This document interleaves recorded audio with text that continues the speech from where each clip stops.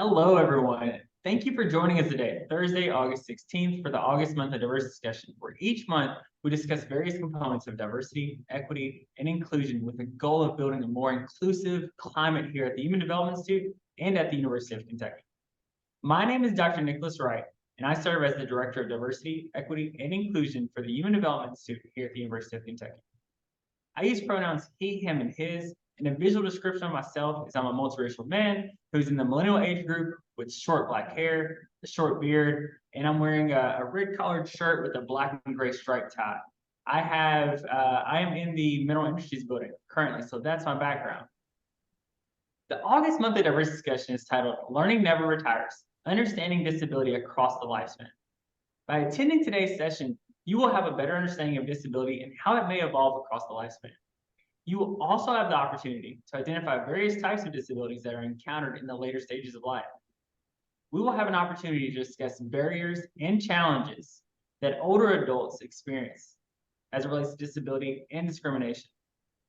After today's session, we hope that you will leave with a better understanding of intersectionality of ability and age. This understanding will help you build inclusive communities for this population, but also other marginalized populations as well in the spaces that you occupy. Dr. Gail Barlow has created an evaluation link for this session and is added to the chat.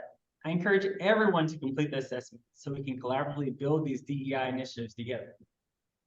Just to go over some ground rules, I encourage you to ask questions in the chat and always be on mute unless you're speaking. This project right here is a great opportunity to engage in the educational opportunity with the presenter. We will make sure to address questions after the presentation portion of today's session is over. This month, we have the opportunity to engage Dr. Harold Kleinert in discussion on understanding disability across the lifespan. Dr. Harold Kleinert started at the Human Development Institute over 30 years ago. He has had several leadership positions for the Kentucky statewide systems and the Human Development Institute. He was appointed as full professor with tenure in the Department of Rehabilitation Sciences in 2010. Dr. Kleinert served as the executive director of the Human Development Institute for over 15 years and now continues to work on projects. Just some fun facts about him is that Dr. Kleinert is most proud of the state and national growth of the Human Development Institute, especially in our relationships with national educational policy and working with families. One of the memories that Dr. Kleinert is most fond of here at the Human Development Institute is the HDI Christmas parties and talent shows in the old Porter Church building, along with all staff meetings. I've had the privilege of working with Dr. Harold Kleinert in the classroom, and I can truly say he's a wealth of knowledge for all colleagues and students. Following this presentation today by Dr. Harold Kleinert, we will facilitate discussion, so please save your questions to the end. Without further ado, I now turn it over to Dr. Harold Kleinert. Well, first of all, I want to say, Nick, I have no idea how you got information about the talent shows at the old Porter Church building, but I thought those memories were dead and buried. Yeah, thank you. My name is Harold Kleinert. I am an elderly white male with a beard, glasses and hearing aid, yellow knit shirt, polo shirt, and I have a Kentucky land background, and my pronouns are he, him, and his. First of all, I want to point out that I'm not even the best person in terms of expert knowledge, HDI, in terms of aging and developmental disabilities. I would certainly, if we're looking at our own staff, I would say that Carolyn Wheeler has far greater knowledge in this area than I.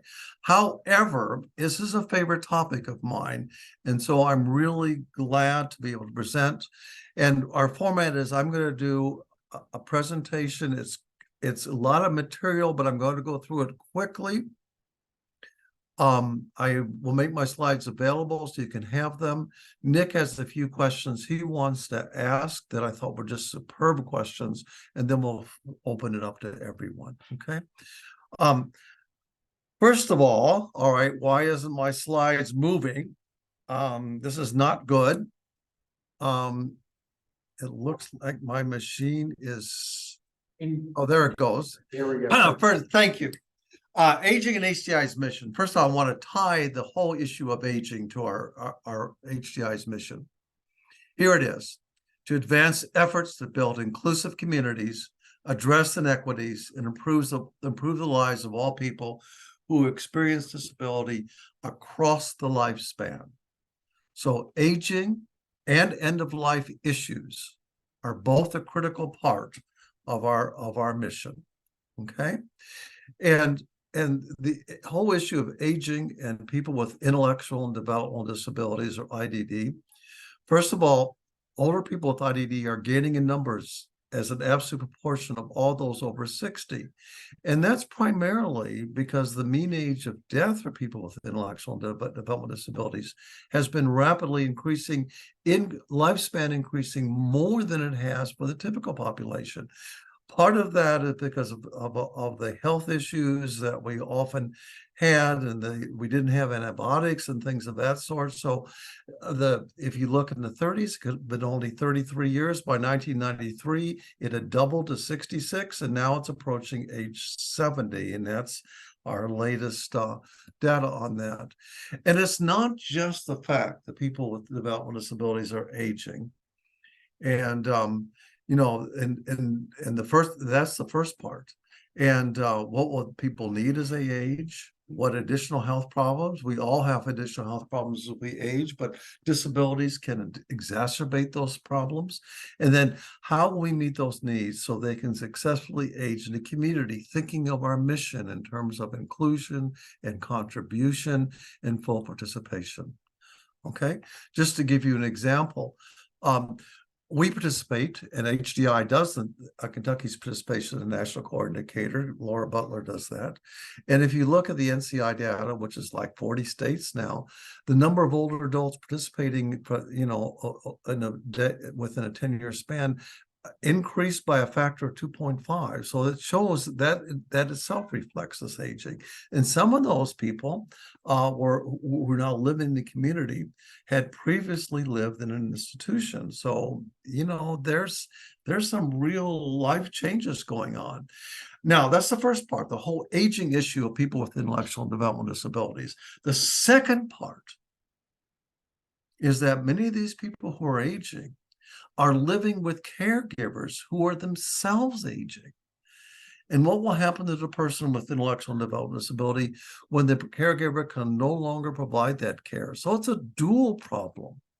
All right, and let's look at our data. Nationally and in Kentucky, majority of individuals with IDD live with their families across the lifespan. Yeah, we have as the sportsman community living, and yeah, we have some residential opportunities. But the bottom line is 2/3 of individuals with IDD in our state live with their families. And here's the scary part.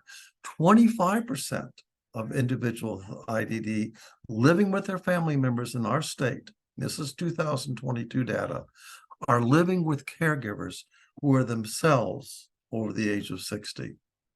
In Kentucky, over 17,000 caregivers 60 years and older are providing a significant component of care to an adult child with a developmental disability. Includes things like Down syndrome, autism, cerebral palsy, other intellectual disabilities. And this is also true nationally. In the National Coordinators Survey, there's also a adult family survey. And if you look at 2018, 2019, 64% of the families were 55 to 74, 11% were over 75. Okay, so you're looking at people providing substantial amounts of care to their son or daughter, being themselves aging into their 70s and 80s. It's a dual life task for them. They have the task of caring for their own needs during their retirement years, but continuing to provide assistance to adults, children who themselves continue to age. And I had a conversation this morning with a family who were in their mid-70s, helping to care for their adult son with a very significant disability, and all the issues that they have in trying to meet the needs of both themselves and their adult son or daughter. Okay, older families may feel a tremendous sense of isolation. They have to care for their own needs, and sometimes depending upon their age and the age of son or daughter, they may not even be known the formal service system. Then, because we're looking at people who are in their 70s and 80s, after the parents die, obviously for the individual, need for services will increase. Almost for sure, there'll be a change in residence and possibly work or what the person does during the day. Certainly better adjustment if future plans are made. Very often, and I have seen this, I know that Carolyn Wheeler has seen this, grief reactions are often not dealt with adequately. The other thing is when this, is that siblings often become primary caregivers or care coordinators. And siblings need to be included in planning, life planning for individuals. And siblings have a lot of their own concerns. They're very much interested in the availability of services for their son, for their brother or sister. Their siblings' health, safety, and happiness, social isolation of their sibling, and being able to help for distance. I was when I was talking to these parents, their other son had come in from a long distance away to help. So I think this is a very real concern. This is not just theoretical research. There's a National Sibling Leadership Network, and I've given you that the website for that. And under Carolyn Wheeler's auspices, Kentucky's developed a sibling leadership network, and it has a Facebook page, and you can reach it there. And so, and we have had like state sibling leadership network conferences in the past. In building to create a life plan, and if you're interested in this, I know that Carolyn Wheeler has enough things on her plate, but the bottom line is she's the person who has the greatest knowledge of this at HDI. It's a matter of developing both formal supports and informal supports. The formal supports can be aging services and DD services like the SEL or the Michelle P. waiver, which unfortunately both have very long waiting lists. Informal supports, but these are really critical. Family, siblings, church, civic community groups. All the research we have about people in Kentucky shows that we don't involve that, and we're not meeting the needs of individuals to be truly involved in their community. We're relying way too much as a state on paid service providers. Not that paid service providers are bad, but if they're the sole provision and we're not using informal supports, that's not a good sign either, in terms of life people can have. And then financial planning, estate planning, wills and trust, ABLE Act. We don't have time to go into that, but that's all part of creating a life plan. The other thing is you have to understand that people with intellectual development disabilities, as they age, they may not have the same plans or desires or wants as their family has, and then there's some tension. I think that can be a healthy tension, but you have to make sure the voice of the individual is heard. Okay, so that's my stuff on planning. I'm sorry for rushing through it so quickly, but it is an absolutely essential thing. We have had grants where as HGI, where we've worked with families in terms of life planning. We have resources in that area. The National ARC has resources in those areas. So if you know families for whom this is an important issue, check with Carolyn Wheeler, check with the National ARC. There's clearly are resources to assist. Now, aging with the disability itself, okay? Dramatic increase in the number of persons with developmental disabilities over the age of 60. And it's going to get, in these numbers, these percentages will increase even more. And depending upon the specific disability, an increased risk for certain secondary conditions or disabilities. Now, as you age, everybody has an increased risk, but the disability itself can intersect or exacerbate with aging and create additional problems for people with significant disabilities. For example, and again, people with cerebral palsy, and I've had very good friends from whom I've seen this happen, and the effect of aging that it has on them. And while we have to be careful not to generalize, and we have to say individuals may or not experience these things, these are real issues. Certainly, yeah, you can say, well, Kleinert, everybody has increased joint and muscle pain and declining mobility and abnormal stress on bones and joints and wear and tear. Yeah. But when you think about things like cerebral palsy and what cerebral palsy is, that intersection, that exacerbation can be much greater at the effect of aging.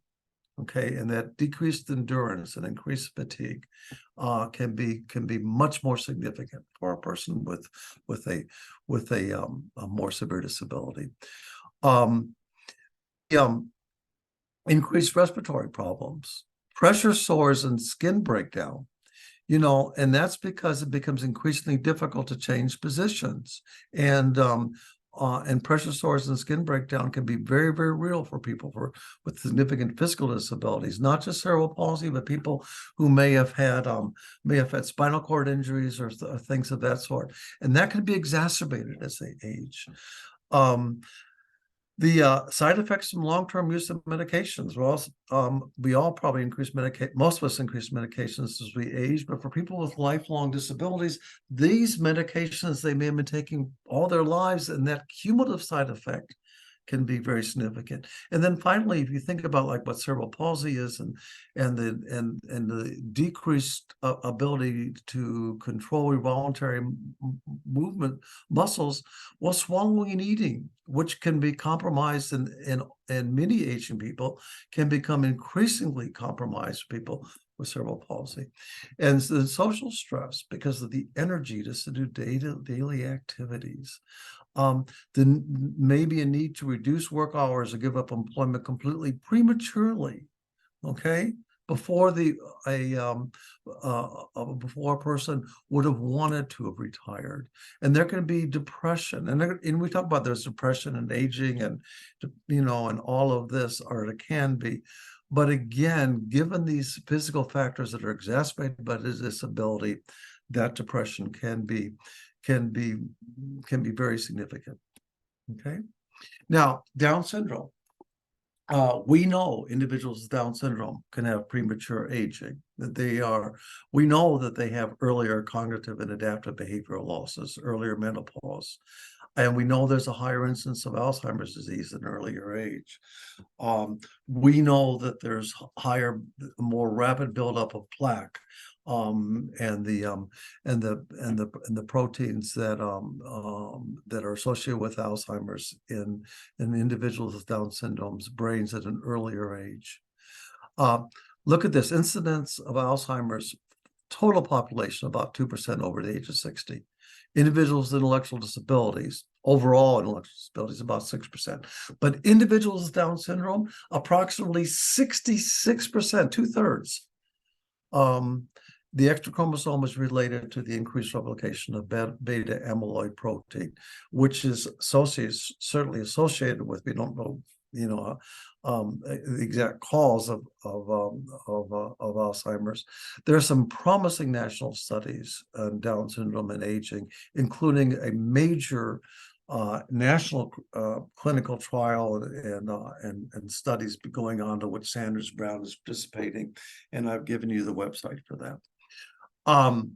Caring for individuals with IDD who have Alzheimer's. Well, that's an exacerbated situation. You may have been able to provide that assistance to your family member up until that, but the behavioral deterioration, increased physical needs may be the tipping point, may be the crisis.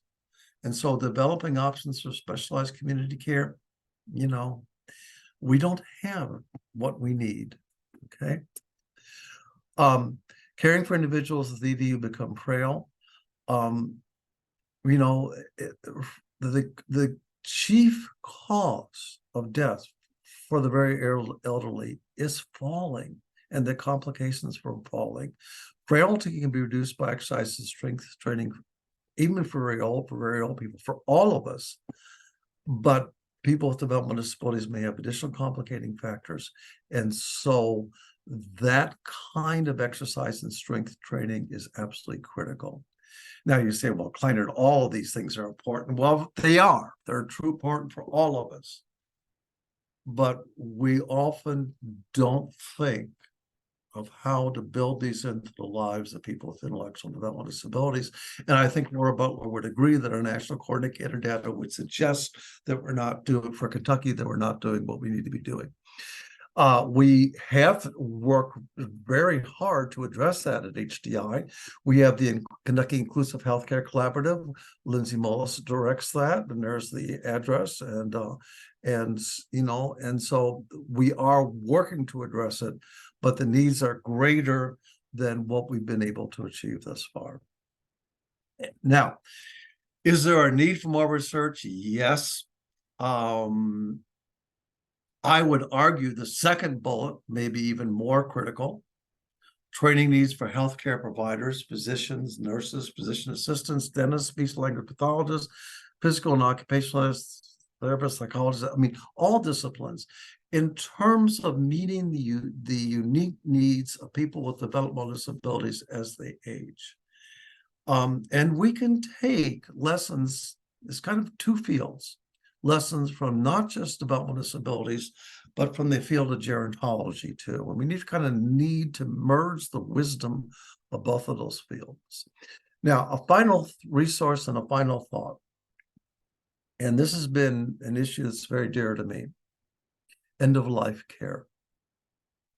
Ensuring that individuals with developmental disabilities have the medical, instrumental, ethical, and spiritual supports that we all need at life's end. Okay, and there's actually an online toolkit talking end of life with people with intellectual disabilities, so that they can understand what death is, and they can make plans if they would like to. Okay, one of the problems, and I've given you the resource from which this came. A wonderful impact newsletter out of the University of Minnesota, you said, that's the 50-page resource devoted to aging and developmental disabilities. But part of the, being routinely excluded from decisions about their own life, not being told of dying or death of family or friends, not being, so the person they may not be able to say goodbye to the person in their person's last hours because they want to spare that person the grief, when that's the worst possible thing you can do. Not being invited to funerals, so they don't have that closure. Sometimes difficulty fully understanding what death is, but I've known people with significant intellectual and developmental disabilities who I think have a better idea of death than I do. Not understanding that plans can be made. For example, maybe a person wants to donate their organs, but they may have funeral wishes. Okay, so I mean, these are critical end-of-life tasks for all of us, but people with intellectual and developmental disabilities are often excluded from them. Okay, what supports do self-advocates want for themselves for end-of-life care? Individuals can tell us, even though communication can be challenging.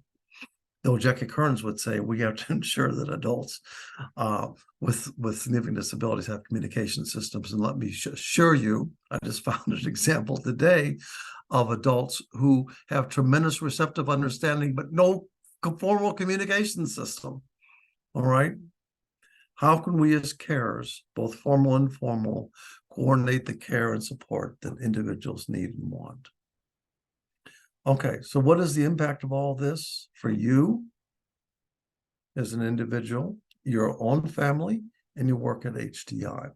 Now, what I'd like to do is I love the questions that Nick came up with. I want to give him a chance just to ask some of those, and I promise you my answers aren't very long, and then we will open it up to anybody who has other issues that they want to discuss.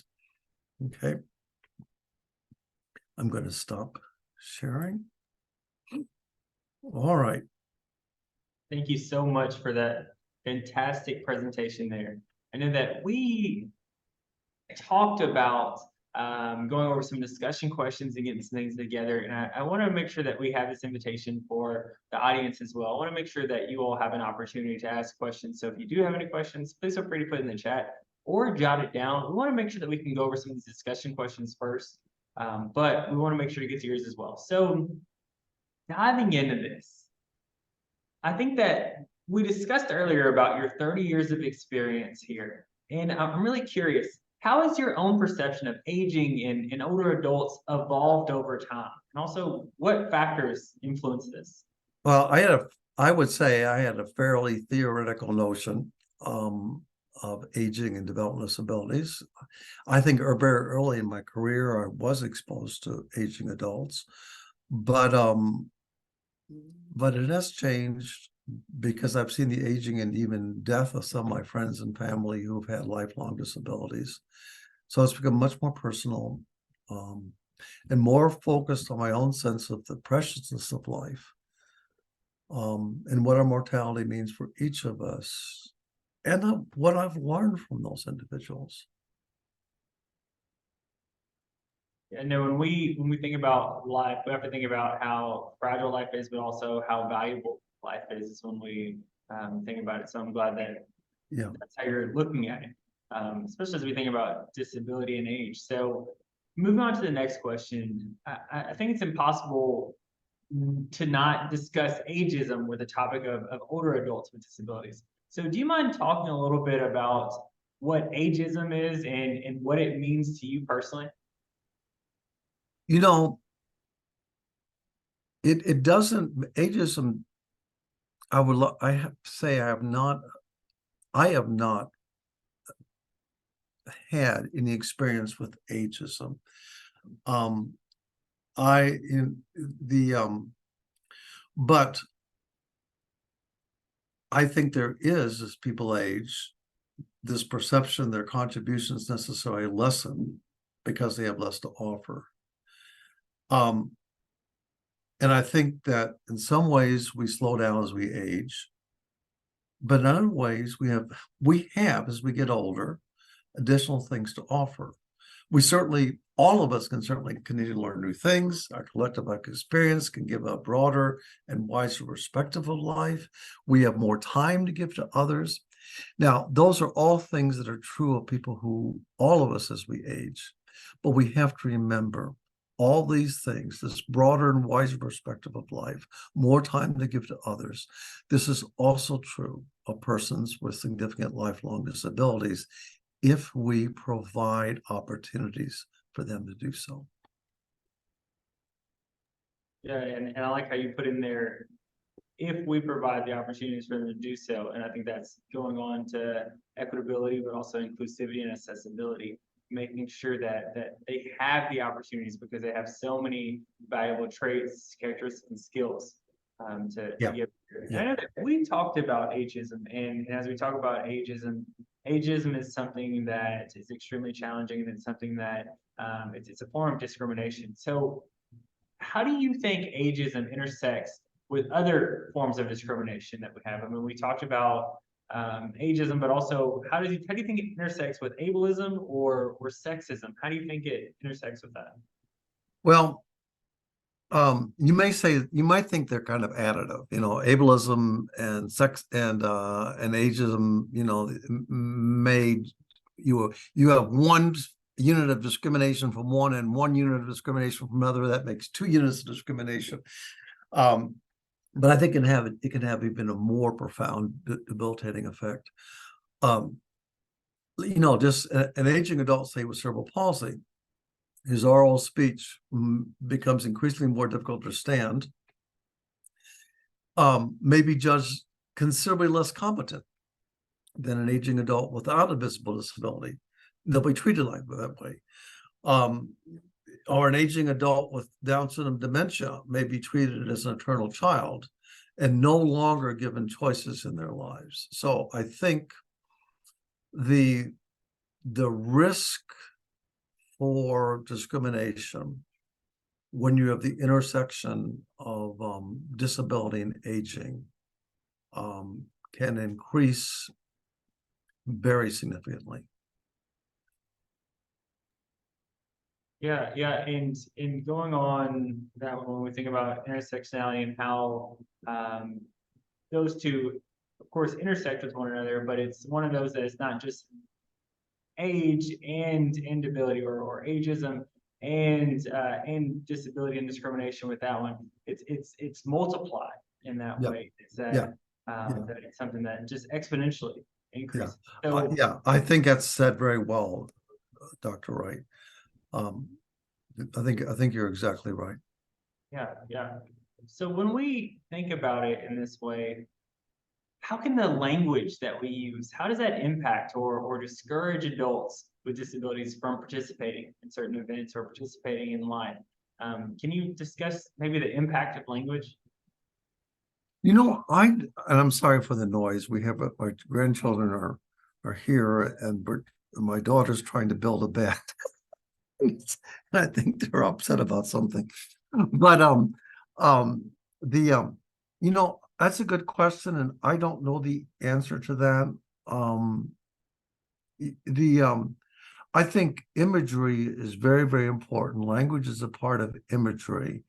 How we portray people is very, very important, and the extent to which we um the extent to which we um help people acquire both competency and continue to acquire new skills as they age, and the extent to which we portray people to others. Do we portray people as entering a second childhood as they age, or do we portray them as adults whose life experience gives them something to offer? And I think that portrayal is part of our language. Yeah, I like how you mentioned that betrayal piece that's in there because when we think about it, and we have to understand the power that's in language and the power of language that's in there. It really can convey the influence or the control or perceptions or attitudes or anything in relationships that are there. It really allows us to understand people. Yeah. Uh, Yeah. The best treatment of all that is from Wolf Wolfensberger, and Milton Tyree and Carolyn Wheeler are both very familiar with his work, but essentially it's social role valorization and and being aware of the kinds of things we can do, both in terms of imagery and language, as well as helping people build their competence and skills, are really crucial across the lifespan. But I would say especially as people get older. yeah, yeah, because I think that as like you said, as people get older, when we think about the power in language, it also I think that language can reinforce some power dynamics and some labels that are put on people, but also I think it can Yeah, be used to yeah, challenge those labels as well to really yeah. combat that discrimination. Yeah, and then the other thing is, I think what we can be thinking about, because a lot of our work at HDI is training and materials that we build. And the pre-service health training modules were developed 20 years ago to teach professionals how to communicate with individuals with developmental disabilities, how to provide care to them. And Patty Singleton has since updated and continues to include them in our learning management system. But the reason I bring them up is not for you to go look at the pre-service health training modules, but the fact is we did not touch upon aging and how that can further impact communication, as well as cause additional complicating factors for people's care. And so that's a huge training area, I think, that we have. And I think there's also a training area for professionals across the lifespan, because remember, we're interdisciplinary in terms of ensuring that people with significant disabilities are included in their own life planning. And I think people even with severe intellectual disabilities, or those we think have severe intellectual disabilities, actually understand much more about death and how to approach death than we ever give them credit for. I was a person I was very, very close to, who had Down syndrome, late 50s. One of her suite mates died a few years ago, and she was very, very sad about it. And she said to me, I'm next, you know, what does she mean? Well, she meant that she would be the next to die. And a few weeks later, she died. She understood the dying process and that she was dying. And, we have a tremendous obligation to help people in terms of their spiritual, their end of life care, um, as in it come to achieve their final life task. And we can't assume that they don't understand it, because that's not true. Yeah, yeah. So, and I think that we're going to go a little bit more into that later in some later questions when we dive into just some takeaways for individuals here in the audience, and then also participants here on this panel or on this Zoom call. If you do have any questions, please feel free to put them in the chat, and we'll make sure to answer those as we get through them. But moving on to the next question, I think that it's important to recognize that the society is not monolithic. I mean, the views on adults with disabilities can be complex and multifaceted as we think about it. So how do you think that society's views or how do you think society treats older adults with disabilities? And then moving on with that, do you think society's attitudes towards disability, can you tell if they've changed over time? Okay, what changed over time? Their views and perspectives with us, their attitudes. Well, I think people's attitudes change as a result of life experiences, and life experiences change as people know people and and interact with them in their lives. And I think that part of our obligation is to, in both our training and in our any programs that we help to provide, that we ensure that people are both portrayed in as positive imagery and language as possible, and that as we work with direct service providers, we teach them the skills to increase the competence, of the individuals they work with. And that means learning new skills as you get older, and that's true for all of us. And I've seen some really successful examples. One of the best, I've seen examples for people with very significant developmental disabilities are receiving hospice care.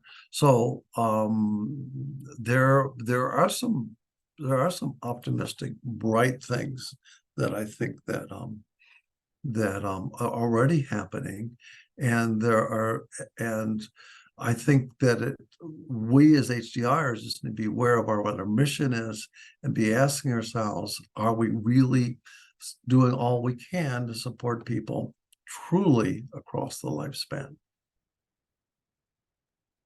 And truly supporting people. And you mentioned something earlier in your answer. You were talking about perception and how people, the imagery that's around that. And I think with that one, I want to go into the media, because media has so much influence. I mean, I think that as it refers to power and to impact that's there. When we think about media, we're thinking about TV and radio, newspaper, news, all of these things, and how it shapes public opinion, but also establishes cultural and social norms that we have, and with framing and everything. So how do you think media representation of older adults with disabilities, how do you think that can impact society's attitudes towards both? And not just society's attitudes, but also the individuals, older adults with disabilities. Well, first of all, I think that if you really, there are certainly more, and I would say for the most part, positive media representations of people with intellectual and developmental disabilities, certainly more than when I was younger. But is there really any portrayals of people who are older with significant disabilities? I don't know of any. So I think sure, media could play a role, but I also think it's out of sight, out of mind. So, and if does HDI have any role there? Well, perhaps we have a role in terms of highlighting examples of people with significant disabilities, aging, aging in place, but aging in ways that their life is fulfilled. But the bottom line is, Nick, I don't think I know of any examples of the media and aging people with significant disabilities.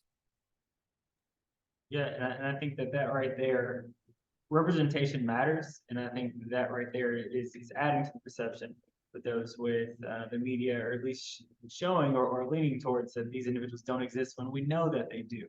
Yeah. When we know that they do. And we do have some questions coming in, so I want to make sure that we can answer some of those as well. So Okay. Caroline Gooden said, what resources do we have in communities for aging caregivers for their family with IDD? That's a really good question. What resources do we have for aging caregivers? Well, one of the best tools that we have is not ours, but it's the ARC. The National ARC has a toolkit for family caregivers, life planning toolkit. So that is, I think that's certainly can be of tremendous help. We have people who are knowledgeable about the issue at HDI who have spent the last 30 years helping individual families. We had, I don't even know if it's still an archive website, but we had a website at HDI called Hope for Tomorrow, which was which helped families, aging families who are aging caregivers. But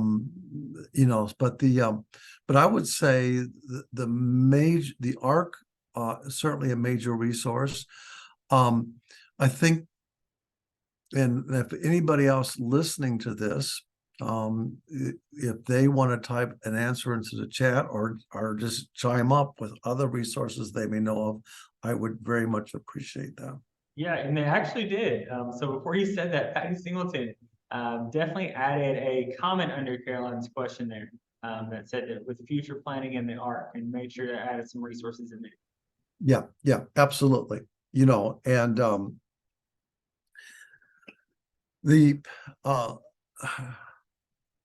I just thought of something. HDI has a photography bank. We had a Fund for Excellence project that worked to create a set of real life pictures, not stock photos of persons with intellectual and developmental disabilities and their families.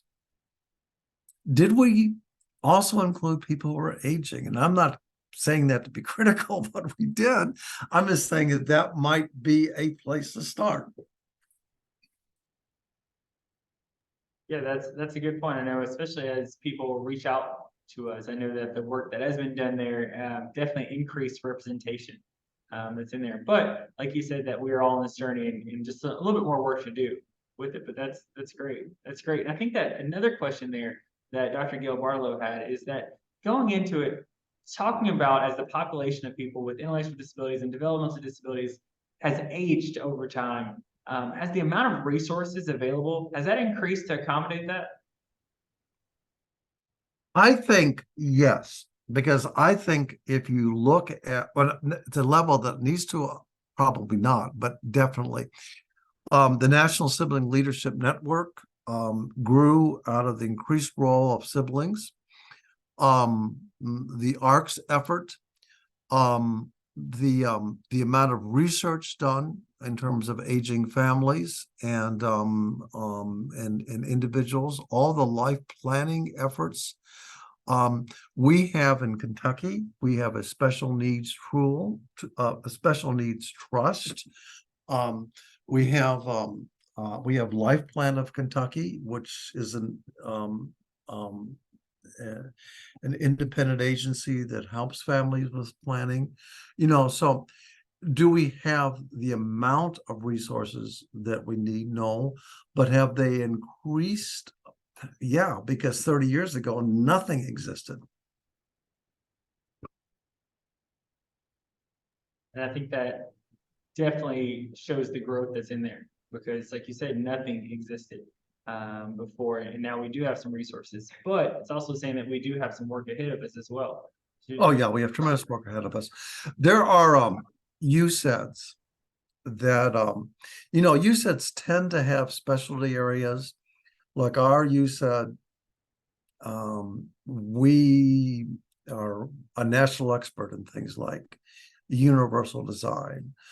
We have long been an expert in areas of educational policy and assessment.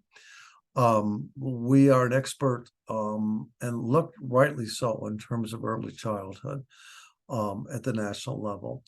And some of our and some of the Stephanie Meredith's work in terms of prenatal diagnosis and making sure families get balanced back information, we're a recognized national expert. But we're not a national expert in terms of aging and developmental disabilities. You can find additional resources, certainly the University of Chicago at University of Illinois Chicago, that their USAID has been a national level, and there that's been one of their levels of expertise. University of Minnesota's USAID, which is the Institute of Community Integration. Indiana, their USAID at Bloomington is what Disability and Community, I think, is the name of their resource. And Patty Singleton says she does have Hope for Tomorrow archived, though it would desperately need it to be updated. And Patty also mentioned that our Fund for Excellence did include at least one older person with a developmental disability and doing a positive community activity. I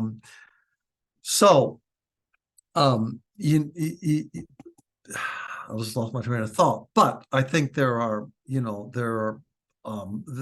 some within the AUCD network. There are clearly some resources in other USEDs that go well beyond what we've been able to do, and we should take advantage of our own national network. Yeah, taking advantage of that own national network, and I appreciate you making a point to highlight some of those resources that are there, especially those resources that are doing things well. And also, like you pointed out, that Patty had in the chat, that yes, there's an older woman in the photo library. I know that I believe Haley Potter did some great work with it, exploring the intersectionality and give a better representation of identity when it comes to race and gender and sexual orientation and disability in there as well. So you were talking about resources. Can I also? I'm sorry, I No, please do. want to say I wanted to say, because I want to say positive things about our institute. We also have a national reputation for our learning management system, and we're called on to help create courses for the whole network. So I just want, but I want to point out our positive things, but also say that this aging is not one of our areas of expertise. I'm sorry.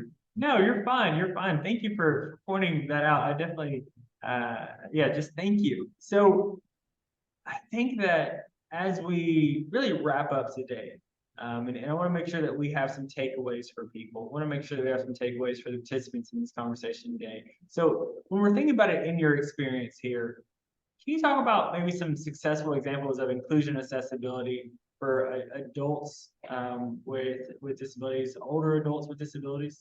Can you talk a little bit about that? Yeah, I think I've seen examples of residential settings partnering with hospice. Cedar Lake Lodge, for example, partnering with hospice to ensure that life issues and end of care is and I think other adult providers have done so.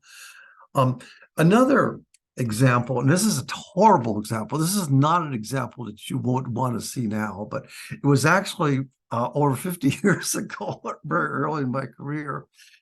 And I was working at a shelter workshop, and a group of men, very elderly men, were deinstitutionalized from the old Fort Wayne, Indiana State Hospital. Huge hospital housing thousands of people. They were transferred to a group home in South Bend, Indiana, and they walked the 1 mile trek to work. They finally got a chance to work, even though they were in their 60s and probably some of them in their 70s. But they walked in single file because that's how they lived in the institution every morning to work. And that, as segregated as that sounds, and it absolutely was, it actually was, and I'm not giving this as a good example, I'm giving it as an example of, in one sense, of how far that we have come very far. It actually, for them, was a chance for a much more normal rhythm of life, to do real work, even if the majority of those men were old enough to retire had they not had disabilities and not been institutionalized all their lives. And I want to say that even in that terrible example of segregated work and everything, I learned a tremendous amount from some of these men. One of the men worked in my work crew, recycling telephones for Indiana Bell, and just watching that individual so intent on their work. Another man, name was John, and I deliberately ate lunch with him every day. He always brought 2 bologna sandwiches, and I bought my lunch. And I learned more from him about grace and meaning in this world. And wisdom often resides in places and with formerly cast off people where we least expect to find it. So that's the other thing I would say. People need friends, and beyond our formal work, do we form friendships, not just with people who are aging, but other people with developmental disabilities throughout their life? Or do we just do our work on a theoretical basis at HDI?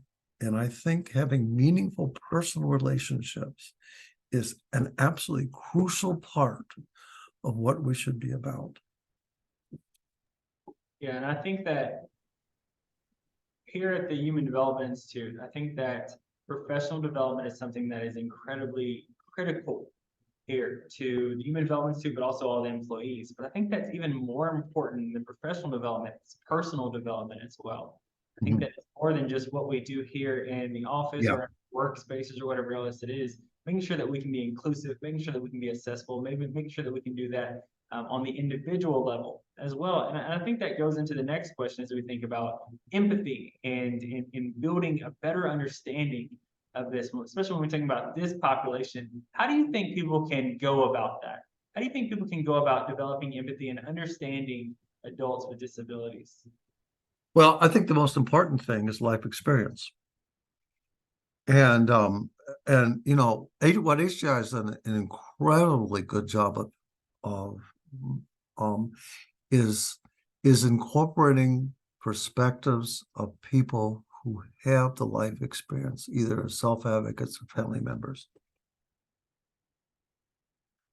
But I think we have to actively seek out those relationships ourselves, including with aging individuals, if we really want to begin to change our own attitudes and to change the attitudes of our families and things. We can't, society is an amorphous glob.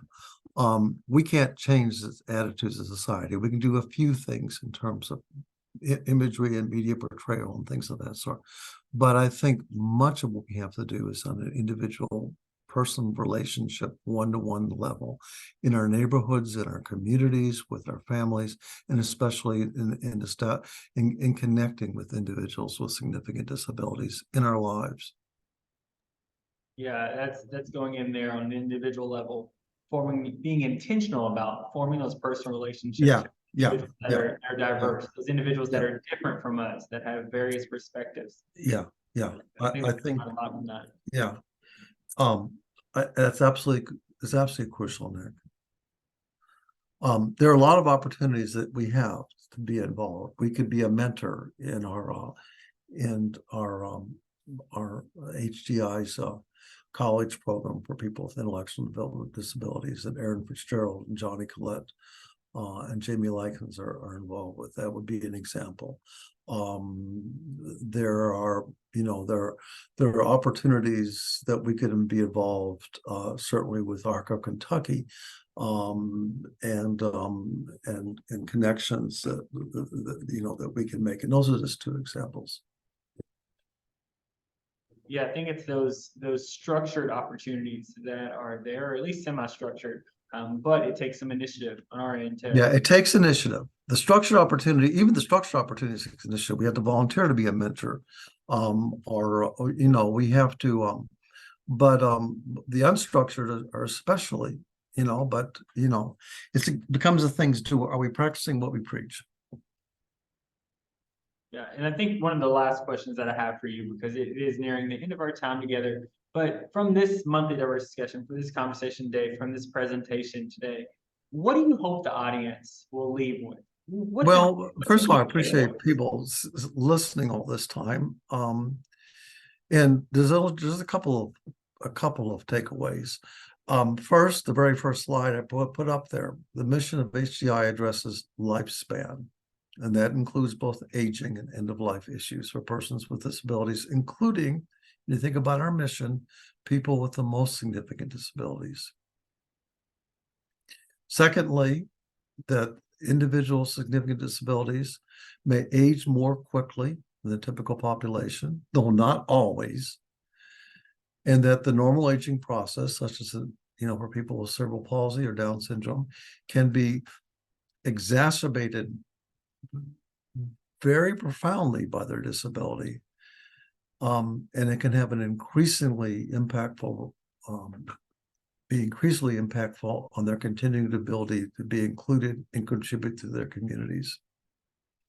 So we need, to the extent that we can do it, be aware of this and willing to provide, in both our professional roles and our personal lives, the necessary supports for their continued contributions.